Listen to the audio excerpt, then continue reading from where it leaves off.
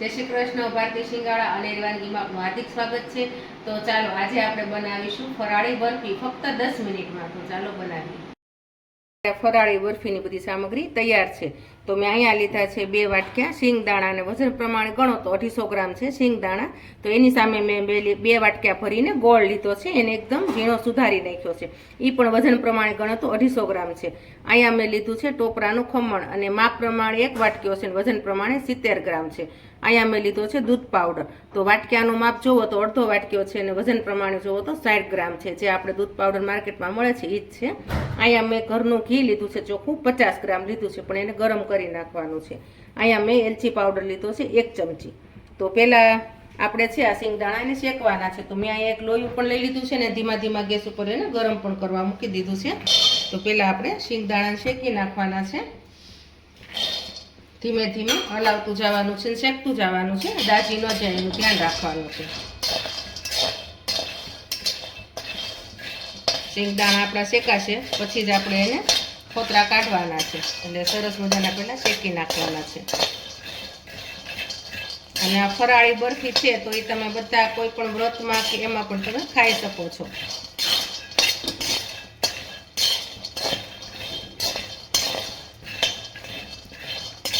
તો આપણે જો આને 5 થી 7 મિનિટ આ રીતે હલાવવાના છે. સતત હલાવજો ન તો દાજી જશે. અને જો આપણા દાણા પણ હવે શેકાઈ ગયા છે, અને તડતડ અવાજ પણ આવે છે એમાંથી, એટલે સમજી લેવાનું કે આપણે શેકાઈ ગયા છે. અને દાણા ફાટી જશે, શેકાશે ને એટલે દાણા હોય એનો એકનો જો આ રીતે 2 ભાગ થઈ જાય એટલે ફાટી ગયા. તો જો આપણા દાણા હવે શેકાઈ ગયા છે.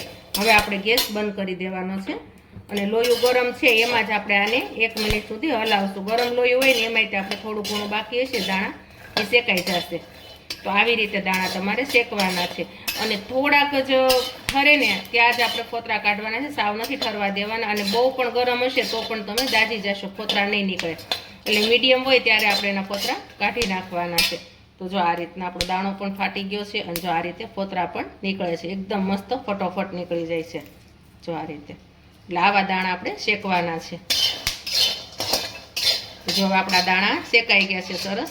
હવે આપણે આને કાઢી લેશું અને ડીશમાં, અને ફોતરા હવે કાઢી નાખવાના છે. ડીશ લીધી છે એમાં દાણા કાઢી લેવાના છે.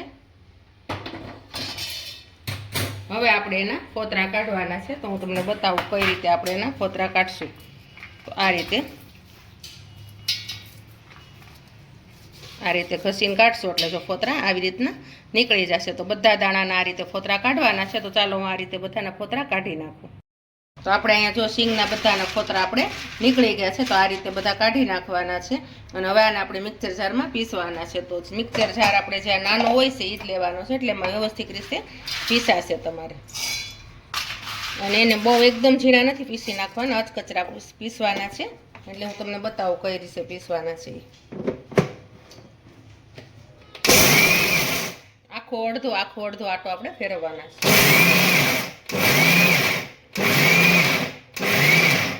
આપણે જોઈ લેશું.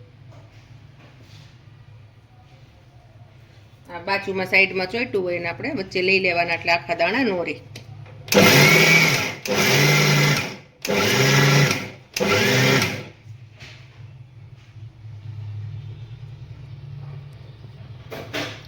હજી એક આટો આપણે ફેરવશું એટલે એકદમ મસ્ત રીતે પીસાઈ જશે. તો જો હવે આપણે દાણા મસ્ત રીતે પીસાઈ ગયા છે, અને આપણે આવો ભૂકો કરવાનો છે, કારણ કે બહુ ઝીણોય નહીં અને જાડોય નહીં, આવો મીડિયમ આપણે કરવાનો છે. તો આપણે આમાં કાઢી લેશું બધો ભૂકો, અને આ રીતે જ આપણે બીજા દાણા છે એનો પણ ભૂકો આ રીતે જ આપણે કરી નાખશું. તો આપણો આ પાવડર થઈ ગયો છે શિંગદાણાનો એકદમ મસ્ત રીતે. હવે આપણે એની અંદર આ જે ટોપરું છે એ ટોપરું આપણે એડ કરશું. ત્યાર પછી આપણે દૂધ પાવડર હતો એને એડ કરવાનો છે. હવે આપણે એને હાથથી જ આ રીતે મિક્સ કરી નાખવાનું છે. આ રીતે ચમચીથી નહીં થાય, તમારે એક સરખું મિક્સ, એટલે તમારે હાથેથી જ કરવું પડશે. તો જો આ રીતે હાથેથી આપણે મિક્સ કરી નાખવાનું છે. અને જો આવો ભૂકો આપણે એકદમ મસ્ત રાખવાનો છે.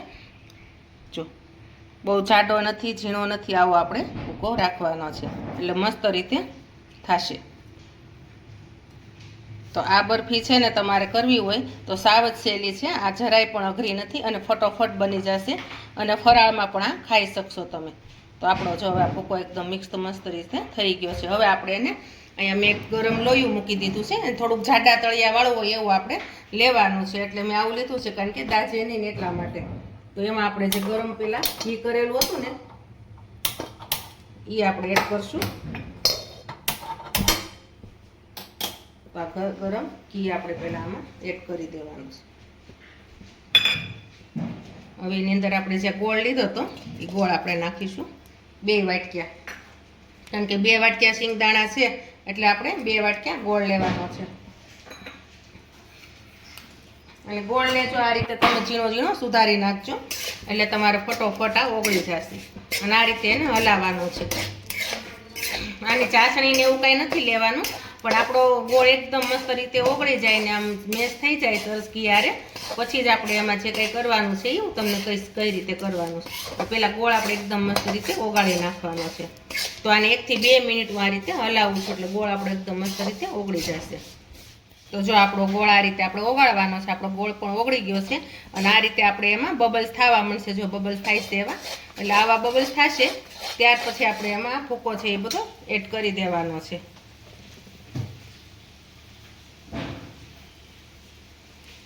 હલાવતા જશું.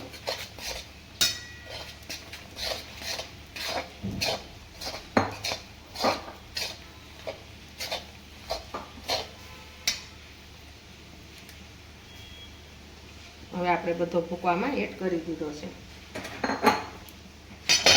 હવે આપણે આને એકદમ મસ્ત રીતે મિક્સ કરી દેવાનો છે અને હવે આપણે આને ગેસ બંધ કરી દેવાનો છે. ગેસ શરૂ નથી રાખવાનો, ગેસ બંધ કરીને જ આપણે આમાં મિક્સ કરવાનું છે. નહીતર છે ને કડક થઈ જશે, ચવડ થઈ જશે. જો બંધ ગેસે આપણે મિક્સ કરીએ છીએ અત્યારે આને. અને ચાસણી વગરનો તમારો આ બરફી બનશે.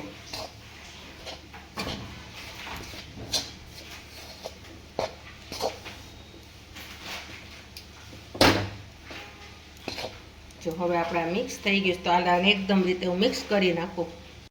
આપણું આ બેટર આ રીતે મસ્ત રીતે થઈ ગયું છે અને આપણે આને થોડી વાર 5 મિનિટ સુધી ઠરવા પણ મૂકી દીધું હતું, કારણ કે ઠરી જાય નાની વરાળ નીકળે ને પછી જ આપણે એને પાથરવાનું હોય. તો હવે આપણે આની અંદર ઠરી ગયું છે એટલે આપણે જે એલચી પાવડર છે એલચી પાવડર નાખી દઈશું. કારણ કે ગરમ ગરમમાં એલચી પાવડર નાખશો ને તો શું થશે કે એની સ્મેલ હોય ને એ વહી જાય, એટલે ઠરી જાય પછી જ એમાં એલચી પાવડર નાખવાનો, એટલે એવી ને એ મસ્ત રીતે સ્મેલ રહેશે.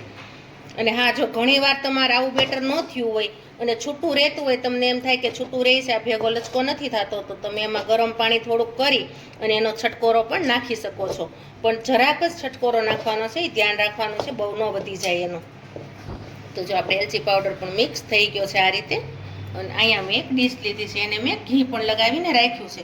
તો આપણે હવે એની અંદર આ બધું બેટર એડ કરી દઈશું. એટલે આમાં જ બધું પાથરવાનું છે આપણે આ રીતે. અને વરાળ નીકળે ઠરે ને પછી જ તે આપણે આને પાથરવાનું છે અને પછી જ આમાં આપણે એલચી પણ એડ કરવાની છે. ગરમ ગરમમાં તમે આ એલચી નાખો ને આને ગરમ ગરમ પાથરી દેશો ને તો ચવડ થઈ જશે, એટલા માટે. હવે આપણે આને પોળું કરી દેવાનું છે આ રીતે. હવે મેં અહીંયા એક વાટકો લીધો છે, તો વાટકાને પણ મેં ઘી લગાવી દીધું છે, એટલે વાટકાથી આ રીતે આપણે એને પાથરી દેવાનું છે એકદમ.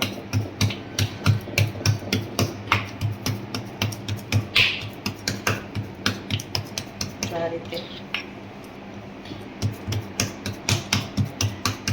રીતે તમે થોડોક પોચા હળવા હાથે આ રીતે એને થાબડશો એટલે એકદમ મસ્ત રીતે થઈ જશે.